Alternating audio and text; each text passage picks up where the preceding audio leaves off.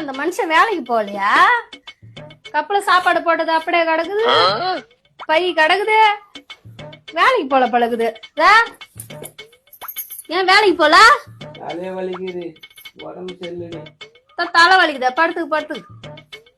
சங்கத்துல வேற போன மாசமே 2500 ரூபாய் கட்டலான்னு கேட்டாங்க, இந்த மாசமும் கட்டலான்னு கேட்பாங்க. உனக்கு தலை வலிக்குது, நீ படுத்துக்கு.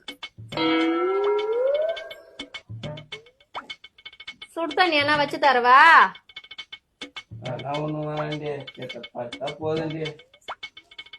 சிலிண்டர் வேற நாளைக்கே இன்னைக்கேன்னு இருக்குது, அதுதான் சொல்றேன். உனக்கு தலை வலிக்குது, படுத்துக்கு.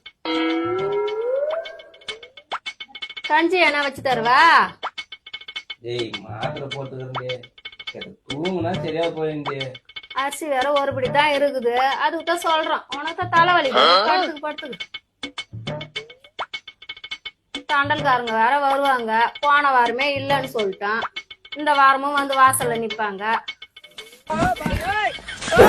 விதி இனிமே உடம்பு சரியில்லாம் சத்தியமா இந்த வீட்டுல படுக்க மாட்டேங்க.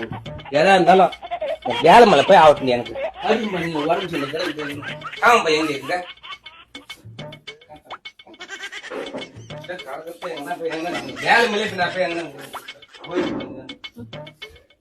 மனுஷன வேலைக்கு அனுப்புறதுக்குள்ள அவன் வேலைக்கு பறந்து கிடக்குறான்னு ஒரு வீட்டுல பத்துக்கிறாரு. தலைவலிக்குதான் அவருக்கு. செத்த உடம்பு சரியில்லைன்னா வீட்டுல படுக்க விட மாட்டாள. உப்பு இல்லன்றா, மிளகா இல்லன்றா, அரிசி இல்லன்றா. என்னடா உடம்பு சரியில்ல மாத்திரை போட்டு படுக்க போறான்னு பைய தூக்கி வேலைக்கு போறியா? அதான்டா கேக்குறா. செத்த உடம்பு சரியில்லை வீட்டுல படுக்க விட மாட்டாடா. ஐயா யாரு? அந்த ராட்சசி. யாரு உன் பொண்டாட்டியா? ஆமாண்டா. வேலைக்கு தான் கிளம்புறியா? எதா இருந்தாலும் அந்த வேலையில போய் ஆகட்டும் எனக்கு. நான் போன்றேன். சரி அப்பா.